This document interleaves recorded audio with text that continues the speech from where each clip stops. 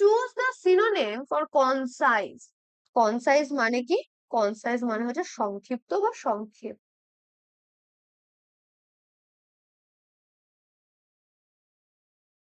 সংক্ষিপ্ত বা সংক্ষেপ। হুম, দেখো কি আছে, ব্রিফ,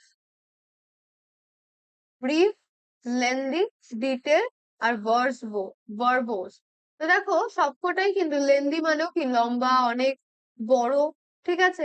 ডিটেলডও মানে কি একদম ভেঙে ভেঙে, ঠিক আছে, একদম ডিটেলস একদম বর্ণনামূলক এরকম, ঠিক আছে। ভার্বোসও কিন্তু সিমিলার, একমাত্র ব্রিফ মানেই কি সংক্ষিপ্ত বা সংক্ষেপ, তাই তো, অপশন এ। চলো নেক্সট কোয়েশ্চেনের দিকে আমরা চলে যাব। কি বলেছে এখানে দেখো, কমপ্লিট দ্য প্রোভার্ব। একটা প্রোভার্ব দিয়েছে, সেটা আমাদের কমপ্লিট করতে হবে। তো কি বলেছে, slow and steady wins the কি গেম, প্রাইজ, রেস না ম্যাচ। তো দেখো এই যে প্রোভার্বটা, এটা একটা ফ্যাবল থেকে নেওয়া। ফ্যাবলটা কি ছিল, আমরা সবাই খরগোশ আর কচ্ছপের গল্প তো জানি, তাই না। তো খরগোশ কি ছিল, খরগোশ ছিল হচ্ছে ভীষণই দুরন্ত, তাই তো। সে খুবই ছটফটে ছিল এবং সে কি করতো না, কচ্ছপকে সে বিদ্রুপ করতো। তো তাদের মধ্যে একটা রেস হয়, এটা আমরা জানি, ছোটবেলায় সবাই পড়েছি, যেখানে কিনা খরগোশ দেখে যে সে অনেক আগে এগিয়ে এসছে এবং কচ্ছপের তাকে পার করতে সময় লাগবে, তাই জন্য সে ঘুমিয়ে পড়ে, তাই তো।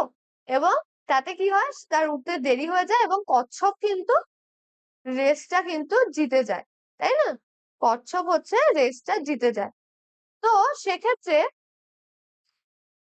আমাদের সেই সেই রেসটা থেকে আমাদের যে শিক্ষাটা আমরা পেয়েছিলাম, যেহেতু প্রত্যেকটা ফ্যাবেল থেকে আমরা কিছু একটা শিখি, তাই না, সেটার একটা নীতি কথা থাকে, তার মধ্যে একটা মূল ইয়ে থাকে।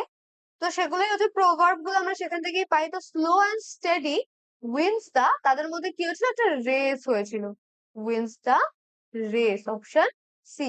তো যারা যারা টার্টেল এবং হচ্ছে মানে কচ্ছপ এবং খরগোশ বা টার্টেল এবং রাবিটের গল্পটা শুনেছো, তারা অবশ্যই এটা জানবে এবং বাকিরাও কিন্তু মনে রাখবে, ঠিক আছে। Option B is the correct answer.